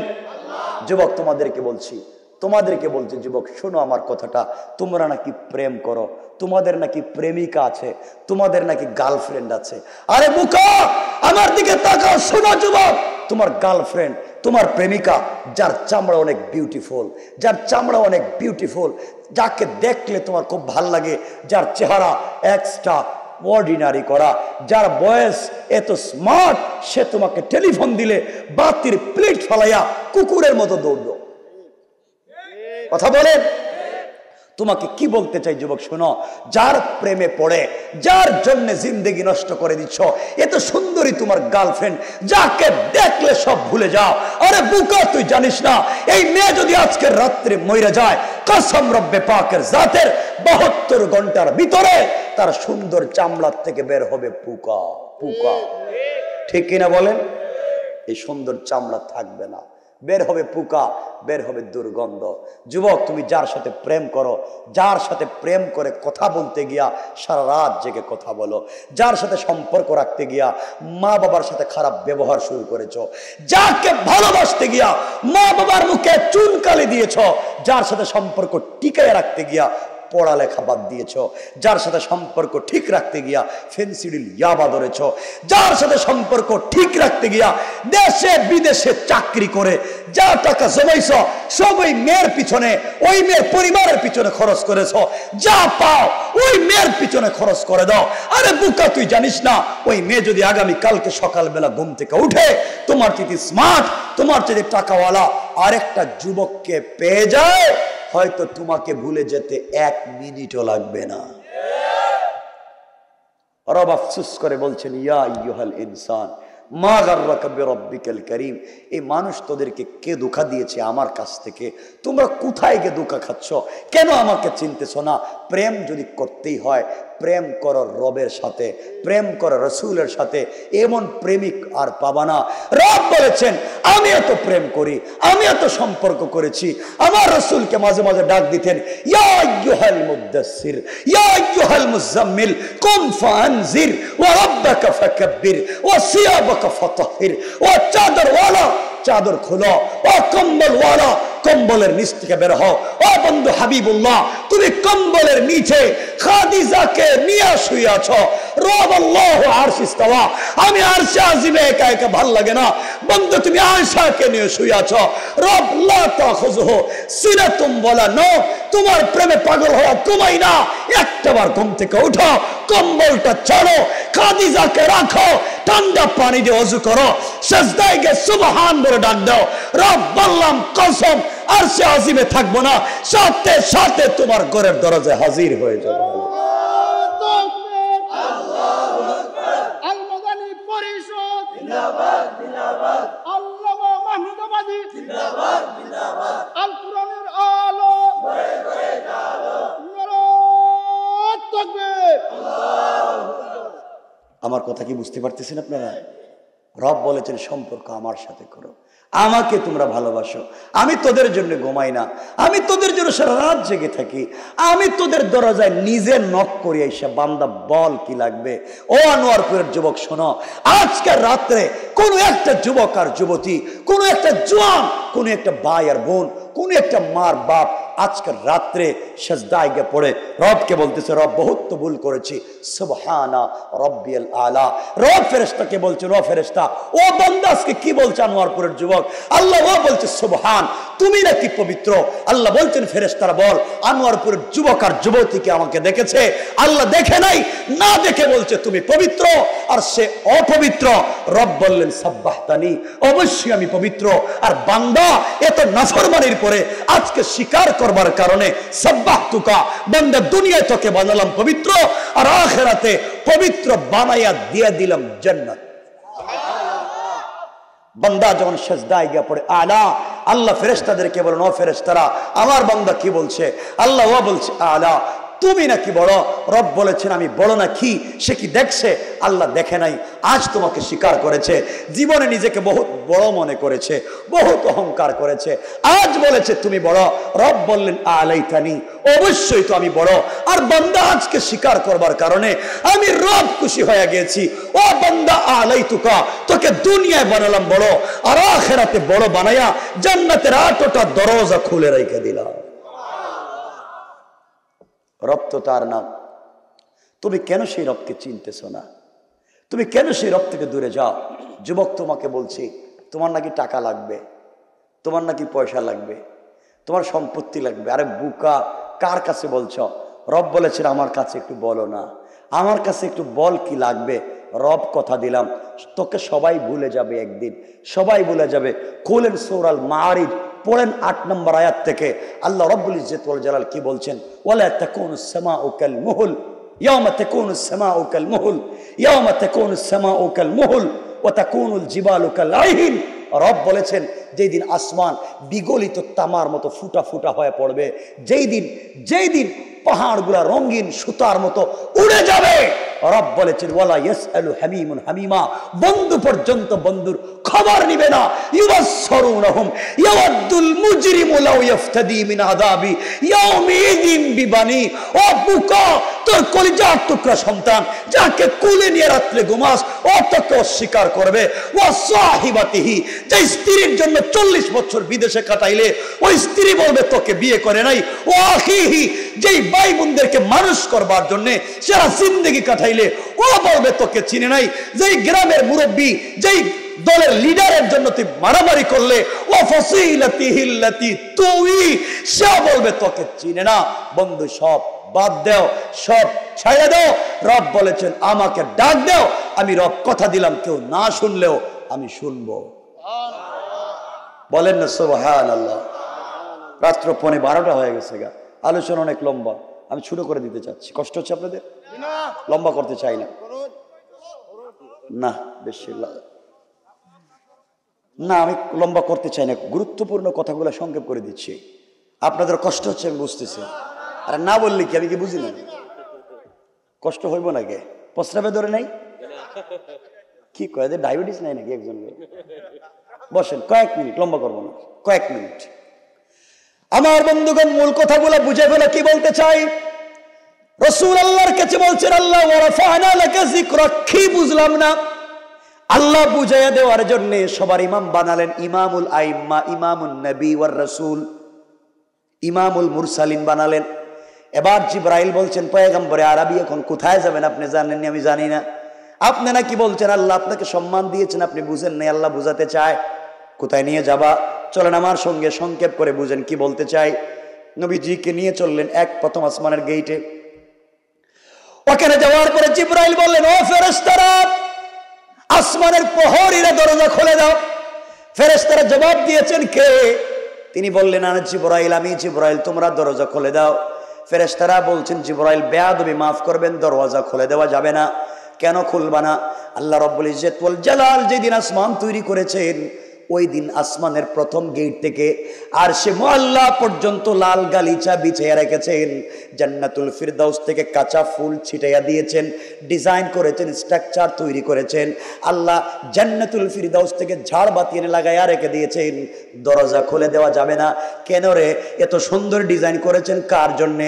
ফেরেশতারা জবাব দেয়, জিবরাইল যার জন্য তৈরি করেছেন তিনি আখিরি জামানার পয়গম্বর রাসূল পাক সাল্লাল্লাহু আলাইহি ইসলামের জন্য তৈরি করেছেন।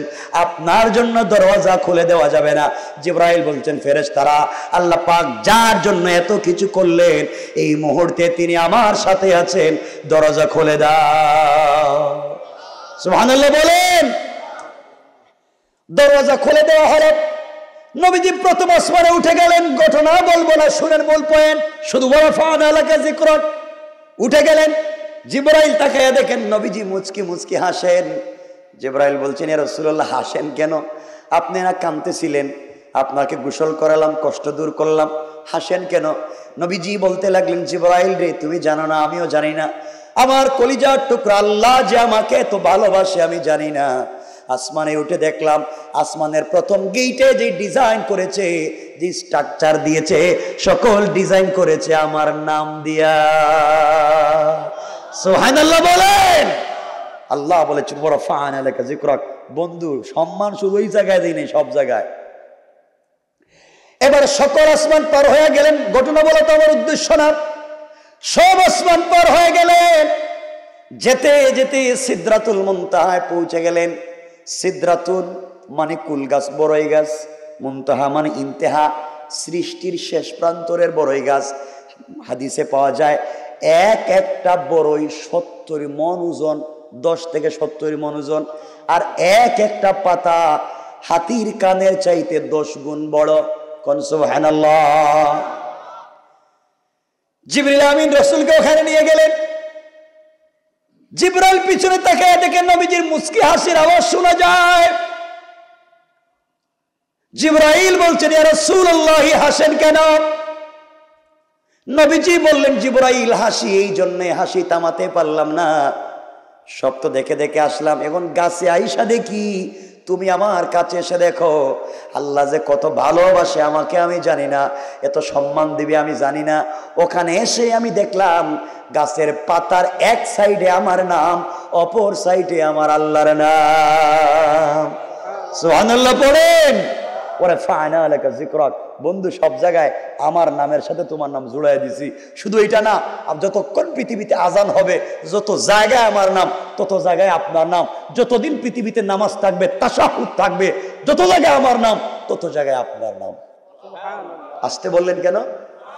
সবাই বলেন না সুবহানাল্লাহ। ওয়া রাফা'না লাকা যিকরাক। বন্ধু, আপনি নাকি সম্মান বুঝতেছেন না। এখন দেখেন সম্মান কই নিয়ে গিয়েছি। যেতে যেতে যেতে যেতে রাসূল দেখলেন জাহান্নামে গেলেন, জান্নাতে গেলেন। জান্নাতে দুটা ঘটনা রাসূলকে বড় পীড়া এবং আনন্দ দিয়েছে। এগুলা বললে আমার ওয়া রাফা'না বলা হবে না, ওগুলো অন্য আলোচনা, এজন্য সেদিকে যেতে চাচ্ছি না। আমি 12টায় রাখতে চাই, তো এর জন্য লম্বা করতে চাচ্ছি না। কষ্ট হচ্ছে না তো আপনাদের? আমার বন্ধুগণ, নবীজিকে জিবরাইল বলছেন, ইয়া রাসূলুল্লাহ, এই যে আপনি দেখতেছেন, এখানে আপনি দাঁড়িয়ে যান, আমি আর যেতে পারবো না পয়গম্বরে আরবি। এই যে আমার কাছে পাসপোর্ট আছে, পাসপোর্টে ভিসা আছে, ভিসার মেয়াদও আছে, কিন্তু এখন যেই রাস্তা দিয়ে আপনি যাবেন, ওই রাস্তার রোড পারমিট আমার নাই, রাস্তায় চলবার পারমিট নাই। ইয়া রাসূলুল্লাহ আপনি এখানে দাঁড়ান, আমি চললাম। নবীজি বললেন, জিবরাইল রে, ঘুম থেকে উঠাইয়া নিয়ে আসছো আমাকে, বাপ নাই মা নাই জানবার পরে কষ্টে ছিলাম, এত দূর একা ফেলে আমাকে কোথায় যাও? জিবরাইল বলছেন, এ রাসূলুল্লাহ আমি তো চলে যাই ঠিকই, যে আল্লাহ আপনাকে সম্মান দিয়ে দাওয়াত দিয়ে এখানে নিয়ে এসেছেন, এই আল্লাহ এখান থেকে আপনাকে সংবর্ধনা দিয়া তার জায়গা পর্যন্ত নিয়ে যাবেন। কোন সুবহানাল্লাহ। নবীজি দাঁড়িয়ে আছেন। মানুষ একা হলে কি মনে হয়? স্মৃতি মনে হয় না? দুঃখের কথা মনে হয়, কষ্টের কথা মনে হয়। নবীজি একা, মনে পড়তেছে, আহারে আজ যদি আমার খাদিজা থাকতো, কি সম্মান আমাকে দিয়েছে, আমি সব বলতাম। আজ যদি আমার বাপ থাকতেন, তার ছেলের এত সম্মান দেখে নিশ্চয় বাপ বড় খুশি হইতেন। এগুলা বলে বলে রসুল কাঁদতেছে, না আজ কত সম্মান আমার, কেউ নাই, কাকে বলবো এই কথাগুলা? বলতে বলতে বলতে বলতে হঠাৎ রসুলের চোখ পায়ের দিকে চলে গিয়েছে। তারিখ ইবনে জারির তাবারিতে লিখে, রসুলের চোখ যখন পায়ের দিকে গেছে, রসুল তাকায়া দেখেন পায়ে হই ছেঁড়া পুরাতন জুতা। চিন্তা করেনি, জুতা নিয়ে আমি এই জায়গায় আসছি, এত দূর এই জুতা নিয়ে আসে আজিমে যাব? রসুল লজ্জা পেয়ে গেলেন, আরে এটা নিয়ে এত দূর আসলাম কেমনে? হঠাৎ রসুলের মনে পড়েছে মুসা কালিমুল্লাহর কথা। আমার নবী বলতে লাগলেন, মুসা কালিমুল্লাহকে আল্লাহ রাব্বুল ইজ্জত ওয়াল জালাল বলছেন, মুসা তুর পাহাড়ে এসেছো, তুরে সায়না, ওখানে জুতা না যাবে না। ফাখালানা আলাইকা ইন্নাকা বিল ওয়াদিল মুকদ্দাস তুওয়া। ও মুসা, এটা পবিত্র উপত্যকা তুরে সায়না, জুতা নিয়ে আসা যায় না, জুতা খুলে তুমি আসো। রাসূল চিন্তা করলে ওখানে তো নূরের তজল্লি পড়ছে, মাটির একটা পাহাড়, ওখানে মুসাকে জুতা নিয়ে যেতে আল্লাহ নিষেধ করলেন, যে মুসার সাথে রাত দিন কথা বলেন, আর আমি ছেঁড়া জুতা নিয়ে আর সে আজিমে কেমনে যাব? নবীজি জুতা খুলে রেখে দিলেন। আওয়াজ হলো, আল্লাহ ওবাইদুল্লাহ সিন্দি ইনকিলাবি তাফসীর লিখেন, আওয়াজ হলো, আওয়াজ আসলো, ও হাবিবুল্লাহ তুমি কালিমুল্লাহ না, তুমি রূহুল্লাহ না, তুমি কে? তুমি দেখো তুমি কে? তুমি খালিল না, তুমি হলো হাবিব। জুতা খোলার দরকার নাই, তুমি জুতা পরো। তোমাকে এমন বন্ধু বানিয়েছি, হাবিব অর্থ বন্ধু, খালিল অর্থ বন্ধু। খলিল ওই বন্ধুকে বলে বন্ধুত্ব করে শুধু নেয়, কিছু দেয় না, খালি নিতে চায়। ইব্রাহিমকে খলিল বানিয়েছে, ইব্রাহিমের সন্তানকে কুরবানি নিয়েছে, ইব্রাহিমকে বন্ধু বানিয়েছে, নমরুদের আগুন দিয়ে পরীক্ষা নিয়েছে। ইব্রাহিমকে জায়গায় জায়গায় আল্লাহ পরীক্ষা শুধু নিলেন। আর রসুলকে বলেন, বন্ধু তোমাকে হাবিব বানিয়ে বন্ধু বানিয়েছি, কিছুই তো নিলাম না, দিতে দিতে যা আছে সব তোমাকে দিয়ে দিলাম। সুবহানাল্লাহ বলেন না? সুবহানাল্লাহ। আপনি জুতা পরেন, জুতা খুলবেন কেন? এই জুতা খোলা যাবে না, জুতা পরেন। নবীজি সাল্লাল্লাহু আলাইহি ওয়াসাল্লামকে আওয়াজ হলো, জুতা পরেন পয়গম্বর। আপনি জুতা খুলবেন না, আপনার পরনে যে জুতা আছে, এই জুতার নিচে যে ধুলি বালি মাটি গুলা লেগে আছে, আমি আল্লাহ ওগুলার মাধ্যমে আমার আরশে আজিমকে সম্মানিত করতে চাই। সুবহানাল্লাহ। তো আসতে বললেন, ওয়া রাফা'না লাকা যিকরাক, বন্ধু শুধু তোমার সম্মান দেই নাই, তোমার জুতারও সম্মান দিস। আসতে বললেন, সুবহানাল্লাহ বললেন।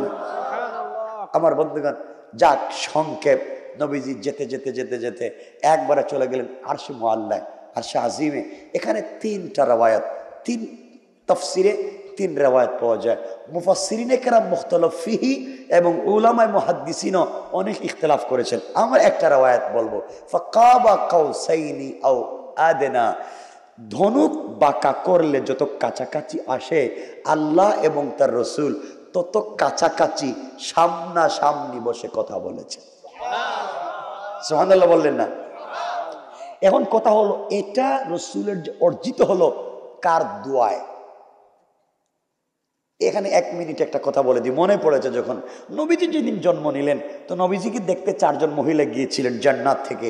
ওগুলা বাদ, নবীজি জন্ম নেওয়ার পরে হযরতে আমেনা কুলে নিয়ে বলেন, আরে একটা বাচ্চা জন্ম নিয়েছি ঠিকই, আজ যদি আমার বাচ্চার বাপ আব্দুল্লাহ বেঁচে থাকতো, তাহলে আমার বাচ্চাটার জন্য খেলনা নিয়ে আসতো, মাটির খেলনা, প্লাস্টিকের খেলনা, কাঠের খেলনা নিয়ে আসতো।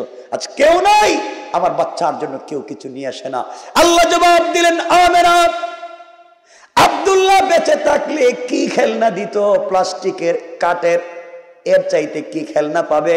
আর আমি আমার বন্ধুর জন্য খেলাবার জন্য আসমানের চন্দ্র এবং তারকা গুলাকে খেলার সাথী বানিয়ে দিয়েছি। আমেনা বলতে লাগলেন, আরে আজকে যদি আমার স্বামী বেঁচে থাকতেন, আমার বাচ্চাকে নিয়ে কোথাও সফরে যেতেন, ঘুরতে যেতেন, কোথায় যেতেন? আওয়াজ হলো, আল্লাহ বলেন, আমেনা, আজকে আব্দুল্লাহ বেঁচে থাকলে মোহাম্মদকে নিয়ে কোথায় যেত? মক্কায়, মদিনায়, তায়েফে, মিনায়, মুজদালিফায়, জামারাতে। আর কই যাবে? বড় জোর উক্কাজের মেলায় যাবে, না হয় মাজান্নায় যাবে, আর কোথায় যাবে? কিন্তু আমি আল্লাহ আমার বন্ধুকে এত ভালোবেসেছি, সফর করাইয়া উক্কাজের মেলায় নিতে চাই না রে। কথা দিলাম, কথা দিলাম, বন্ধুকে বাপ ছাড়া সফর করাইয়া আসমান জমিন যা আছে, জান্নাত জাহান্নাম সব দেখাইয়া সিদরাতুল মুনতাহায় নিয়া আমি আল্লাহ কই থাকি আমার কাছে বসাইয়া বন্ধুর সফর কমপ্লিট করে দেব। আল্লাহু আকবার বলেন। রব ওখানে নিয়ে আসছেন, রাসূল পাককে কাছাকাছি বসছেন, কথা তো বলতেছেন। নবীজি ওখানে গিয়া হাসি থামায় রাখতে পারলেন না, খুব হাসতেছেন ওখানে। রব বললেন, কি ব্যাপার, কাঁদতেছিলেন না শুনলাম? জিব্রাইল গেল, কান্না থামাইলো, আপনারা নিয়ে আসলো, এত হাসেন কেন, কি হয়েছে? আল্লাহ রসুল আল্লাহকে বলছেন, আল্লাহ আমি জানতাম না আপনি এত ভালোবাসেন। আর সে আজিমে আসলাম, আর সে আজিমের পিলারের দিকে তাকাই, চাঁদের দিকে তাকাই, ওয়াল যেদিকে তাকাই, যত জায়গা দেখি সব ডিজাইন তো আমার নাম দিয়ে করেছেন, নাম দিয়া। সুবহানাল্লাহ বললেন না? রব বলেন, বন্ধু তোমাকে কত ভালোবাসছি তুমি জানোই না। বসলেন, কথা তো বলতেছেন। রাসূল পাককে আল্লাহ বলছেন, বন্ধু তুমি যে আমার বাড়িতে আইলা, কারণ প্রকৃত বন্ধু তো সে যে বন্ধুর কষ্টের সময় কষ্ট দূর করে দেয়, সান্ত্বনা দেয়, নাকি? সে বন্ধু না? তো রব বুঝাতে চাইলেন, তোমার বউ মারা গিয়েছে, চাচা মারা গিয়েছে, কষ্ট পাইছো, সান্ত্বনা দিতে বন্ধুর কাছে নিয়ে আসলাম। আচ্ছা বলো না, আমার বাড়িতে যে আসলা খালি হাতে আইসো? কিছু হাদিয়া তুফা তো আনতে হয়, নাকি খালি হাতে আইসো? আপনারা কি মেহমান বাড়ি খালি হাতে যান নাকি? তা আওয়াজে মনে হইলো মনে কিছু নেন নাকি? নাকি নেননি কিছু? তো নবীজিকেও আল্লাহ বলছেন, আপনি কি খালি হাতে আসছেন না কিছু নিয়ে এসছেন? নবীজি বলছেন, আল্লাহ আপনি কি আমার বুকা পাইছেন যে আমি খালি হাতে আসবো? কি নিয়ে আসছেন? কিছু তো দেন না আমাকে। নবীজি বলেন, আল্লাহ তাআলা আত-তাহিয়াতু লিল্লাহি ওয়াস-সালাওয়াতু ওয়াত-তাইয়্যিবাত। আয় আল্লাহ তাআলা যত পবিত্রতা, যত সালাত, যত সালাম সব আপনাকে আজকে হাদিয়া দিলাম। জোরে পড়েন না সুবহানাল্লাহ। আল্লাহ রাব্বুল ইজ্জত ওয়াল জালাল খুশি হয়ে গেলেন। riwayat বলতেছি একটা, তিনি জবাব দিলেন, আসসালামু আলাইকা আইয়ুহান নবী। আমার নবীজিকে আল্লাহ সালাম দিলেন। নবীজি সালামের জবাব দিবেন, জবাব না দিয়ে নিচের দিকে তাকিয়ে কাঁদতেছেন। আল্লাহ জিজ্ঞাসা করলেন, বন্ধুরে কান্না করো কেন? সালাম দিলাম, সালামের জবাব দিবা, কান্না করো কেন? আমার নবীজি জবাব দিলেন, আল্লাহ তাআলা এতক্ষণ আপনার কাছাকাছি বসলাম, আপনি কত কিছুই জিজ্ঞাসা করলেন, খাদিজার কথা, কত কিছু জিজ্ঞাসা করলেন, ফাতেমার কথা, কত কিছু জিজ্ঞাসা করলেন আমার কথা, একটা বারও আপনি আমার গুনাহগার উম্মতের কথা জিজ্ঞাসা করলেন না। এজন্য কষ্ট নিয়েছি, কিন্তু আপনাকে প্রকাশ করে বলিনি। এখন যেহেতু আপনি সালাম দিয়েছেন, কেমনে আপনার সালামের জবাব দিব? আপনি একা আমাকে সালাম দিলেন, আমার উম্মতকে দিলেন না, এই জন্য আপনার সালামের জবাব আমি দিতে চাই না। আল্লাহু আকবার বলেন। তোমার রাসূল ওখানে গিয়েও তোমাকে আমাকে বলে নাই, ওখানে গিয়েও তোমাকে আমাকে বলে যায় নাই, আর তুমি আমি কেমনে সে রাসূলকে বলে যাই? আল্লাহ বলছেন, বন্ধু কি বলতে চাও, কি বলতে চাও? আল্লাহ আপনি আমার সালাম দিচ্ছেন, যাদের জন্য এত কষ্ট করি, যাদের জন্য মরি, যাদের জন্য মাইর খাই, এদের জন্য কিছু বললেন না। এদেরকে সালাম না দিলে কিন্তু আমি আপনার সালামের জবাব দিতাম না। সুবহানাল্লাহ বলেন। আল্লাহ বলেন, কেমনে সালাম দিতাম? গ্রামে গ্রামে যাইতাম না, আনোয়ারপুর, তাহেরপুর, কি সুনামগঞ্জ গিয়ে সালাম ঘরে ঘরে গিয়ে দিতাম না। আল্লাহ আপনি কেমনে দিবেন আপনি জানেন, কিন্তু সালাম না দিলে আমিও জবাব দিতাম না। আওয়াজ হলো, গুঞ্জন হলো, শব্দ হলো, একসাথে আওয়াজ হলো, আসসালামু আলাইনা ওয়া আলা ইবাদিল্লাহিস সালিহিন, সকলের প্রতি সালাম। ইবাদে সালেহ বান্দা যারা, সকলের প্রতি সালাম। নবীজি বললেন আল্লাহ তাআলা এই সালামের কি দরকার? আমার উম্মতেরা এই মুহূর্তে আনোয়ারপুর জমিনে বসে রয়েছে, আপনি ওখান থেকে সালাম দিবেন, মানি না। না সুবহানাল্লাহ, এটা পকেটে রেখে দিন, কেমন? সুবহানাল্লাহ। আল্লাহ কিসের সালাম? আমাকে সরাসরি সামনাসামনি দিলেন, আর আমার উম্মতরা দেখা নাই, সাক্ষাৎ নাই, সালাম মানি না, সামনাসামনি দেওয়া লাগবে। সুবহানাল্লাহ বললেন। কেমন নবী পাইছি, আদায় করেই ছাড়বে। আল্লাহ বলছেন সালাম তো আমি দিতে চাই, এখন কই গে দিমু? কত জায়গার মানুষের সামনাসামনি কেমনে দিব? আল্লাহ আপনিই জানেন কেমনে দিবেন, আমি জানি না, কিন্তু আমার উম্মতকে সালাম দেওয়াই লাগবে আপনার। আর যদি না দেন, আমার কথা না রাখেন, বুঝবো আপনি আসলে আমাকে যে বন্ধুত্বের কথা বলতেছেন প্রকৃত বন্ধুত্ব না। নাহলে বন্ধু কষ্ট দেয় নাকি? এত দূরে আইন আমারে কষ্ট দিতে চান আপনি? আল্লাহ বলছেন বন্ধু তোমাকে কষ্ট দেওয়ার কোনো উদ্দেশ্য না, তোমার জন্য তো সবই করলাম। এখন তুমি সালামের কথা বলছো, রব যাও, কথা দিলাম তোমার উম্মতদেরকে কিয়ামতের দিনে হিসাব নিকাশের পরে জান্নাতীরা যখন জাহান্নামে যাবে, জান্নাতীরা যখন জান্নাতে যাবে, জাহান্নামীরা জাহান্নামে যাবে, ওই সময় জান্নাতি বান্দারা দারুস সালাম নামক একটা জান্নাত বানিয়ে রেখেছি, ওখানে একত্রিত করব। তোমার সকল উম্মতকে বসার জন্য চেয়ার দিব, কাঠের না, প্লাস্টিকের না, হীরা জবরদস্ত ইয়াকুত মণি মুক্তা পাথর দিয়ে তৈরি করা এক একটা চেয়ার জমিন থেকে আসমান পর্যন্ত উঁচা। ওই চেয়ারে তোমার উম্মতেরা থাকবে বসা, আর আমি দাঁড়াইয়া দাঁড়াইয়া সালাম দিব। সালাম। নবীজি মুস্কি হেসে বলছেন আল্লাহ আপনি কথা দিয়েছেন সালাম দিবেন, ওইটা আমি জানি, আপনি কথা রাখবেন। ওয়ালাকিন লিয়াতমাইন্না কলবি, কিন্তু মনে শান্তি পাইতেছি না, একটা ডকুমেন্টস লাগবে। আল্লাহু আকবার বললেন না? আল্লাহ সব তো মানছি, ডকুমেন্টস তো তুমি বলছো ইলা আজালিম মুসাম্মা ফাকতুবুহু ওয়া লিয়াকতুব বাইনাকুম কাতিবুন বিল আদল। তোমরা যখন কোনো কাজ করো তখন তোমরা ডকুমেন্টস রাখো, সাক্ষী রাখো। আপনি যে কইছেন সাক্ষী কই? আমি এগুলা মানি না, ডকুমেন্টস দাও। আল্লাহ জবাব দিলেন বন্ধু তাহলে ডকুমেন্টস কিয়ামত পর্যন্ত দিয়ে দিলাম। কোরআনে তাহিয়াতুহুম ইয়াওমা ইয়ালকাউনাহু সালাম। ও আমার বন্ধু, জান্নাতে তোমার উম্মতের সঙ্গে আমার মোলাকাত যখন প্রথম হবে, আমি আল্লাহ সরাসরি সালাম দেওয়ার ওয়াদা দিলাম। সুবহানাল্লাহ, জোরে পড়েন। ওয়ারাফা'না লাকা যিকরাক, কই গেছে এখন চিন্তা করেন আমার বন্ধুগণ। যাক, কথা লম্বা হয়ে যাচ্ছে, 12টা উপরে হয়ে গেছে গা। হয়তো 12টা রাখতে বলছিলাম, 5 মিনিট গেছে গা, দেরি। এখানে রেখে দিতেছি, আর বাড়াতে চাই না। রসুল এখানে আছেন, আসমানে আছেন, বন্ধুর কাছে থাকেন, নামার দরকার নাই, জমিনে ওয়াজ শেষ করে দিতেছি। হ্যাঁ, আর পৃথিবীতে আসার দরকার নাই না। কতক্ষণ, কয় ঘন্টা হইতেছে?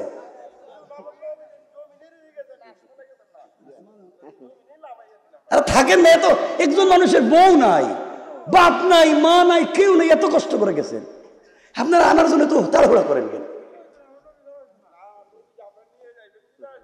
ইনশাল্লাহ আর একবার নামায়, কথাই না, 12টা বলছি, কথা আমার কথাই ঠিক নাই, 6 হয়ে গেছে। কথা শুনেন, কথা যা বলছি আউয়ালান নসিহত গুলো আল্লাহ আমাকে আমল করবার তৌফিক দান করুক, আখের সবাইকে আমাদের ভালো থাকবার তৌফিক দান করুক। বুঝাতে চাইলাম এতক্ষণ আলোচনা করে, প্রথমে সামাজিক অবক্ষয় বলছি, 2 নম্বরে আল্লাহর পরিচয় তুলে ধরেছি। আল্লাহর পরিচয় পেতে হলে, সামাজিক অবক্ষয় দূর করতে হলে রসুলের আদর্শের কথা বলেছি। এমন একজন রসুল যাকে আল্লাহ কত সম্মান দিয়েছেন তা বোঝাতে চেয়েছি। আর শেষ যে কথা বলছি, এই রসুল এত সম্মান পেয়েও আমাদের মতো ছোট ছোট উম্মতকে যেহেতু আরশে আজিমে গিয়া ভুলে যায় নাই, আমাদের উচিত হলো দুনিয়ায় থেকেও আমরা যেন সেই রসুলকে ভুলে না যাই। এই 2 ঘন্টার আলোচনার মুলাখাস এক লাইনে বলে দিলাম, মানে থাকবে তো ইনশাআল্লাহ। ওয়ারাফা'না লাকা যিকরাক, রব বলেছেন বন্ধু তোমাকে এই সম্মান দিলাম। এরপরে আরো কথা বলেছেন, এক আয়াতিতে রয়ে গেলাম, বাকিগুলোর তো দরকার নাই। এরপরে বলছেন ফাইন্না মাল উসরি ইউসরা, বন্ধু সব কষ্টের পরে একটু সুখ থাকে। এখন সুখটা কই? সুখই তো আমরা পাইলাম না এখন। ও সুখ পাবো কখন, রাসূল সুখ কখন পাইলেন, সেদিকে আমরা আর যেতে পারতেছি না। এরপরে আয়াতে বলছেন ফাইদা ফারাগতা ফানসাব, বন্ধু ফারাগতা, আপনি যখন ফ্রি হয়ে যাবেন, দ্বীনের দাওয়াত দিয়া, তাবলীগ করে, ইমামতি করে, সব কাজ করে ফ্রি, ফানসাব, কি করেন? কসব করেন, কাজ করেন। ফানসাব, কাজ করেন, ফিরি ফিরি খাইয়েন না, কাজ করে খান। বুঝতে পারছি ওয়াজ? আপনি ফ্রি হলে কি করবেন? কথা কন না কেন? নাকি খালি খতম পড়বেন? ফ্রি হলে কি করবেন? এজন্য ইমাম সাহেব যারা আছেন, ওলামায়ে কেরাম যারা আছেন, মাদ্রাসায় পড়াইয়া মসজিদে ইমামতি করে ফ্রি কাজ করেন। সকল সাহাবায়ে কেরামের ব্যবসা ছিল। আরে আবু বকর, উসমান রাদিয়াল্লাহু তাআলার ব্যবসা এবং ব্যাংক অ্যাকাউন্ট এখনো সৌদি আরবে চালু আছে। এখনো সৌদি আরবে চালু আছে। জানেন, উসমান রাদিয়াল্লাহু তাআলার নামে এখনো সৌদি আরবের সেন্ট্রাল ব্যাংকে অ্যাকাউন্ট চালু আছে, অ্যাকাউন্ট। হযরতে আবু বকর যেখানে ব্যবসা করতেন, বর্তমান আরব সরকার এখানে শপিং মল বানাইছে। সাহাবায়ে কেরাম বাজারে এসে ব্যবসা করে যেখানে গুড়া বেঁধে রাখতেন, আস্তাবল, এটাকে তারা গাড়ি রাখবার পার্কিং বানাইছে। তো আমরা কি করলাম? এজন্যে শুধু মসজিদ মাদ্রাসায় যে কাজ করি আমরা, এটা কাজ নয়, এটা খিদমত, ইসলামের খিদমত। আর কাজ কসব করে খাবো, কাজ করে খাবো। আল্লাহ কোরআনে বলছেন ফজরের নামাজ পড়ে হালাল রিজিকের জন্য জমিনে বাইরো না। কোন নাই আয়াত নাই কোরআন শরীফে? বলেন আছে না নাই? হালাল রিজিক। তো কই বসে থাকেন আপনারা? এদিকে আর যাচ্ছি না, বাদ দিলাম। এরপরে বলছেন যদি না মানেন কথা, ওয়া ইলা রাব্বিকা ফারগাব, খবর আছে, আমার কাছে আসবেন, সব হিসাব লইব। যাক, কথা এখানে শেষ করবার জন্য মিলাইয়া দিলাম, শুধু ওরাফা নাই থেকে গেলাম। আল্লাহ আমাকে, আমাদের সকলকে, এই প্রোগ্রামকে, আমাদের সভাপতি সহ শ্রোতাকে, এই প্রোগ্রামের এই কমিটির সভাপতি থেকে সদস্য, আনোয়ারপুর বাজারকে, বৃহত্তর তাহেরপুরকে, পুরো সুনামগঞ্জ এলাকাকে আল্লাহ যেন কবুল করেন। সকলে পড়েন আমিন।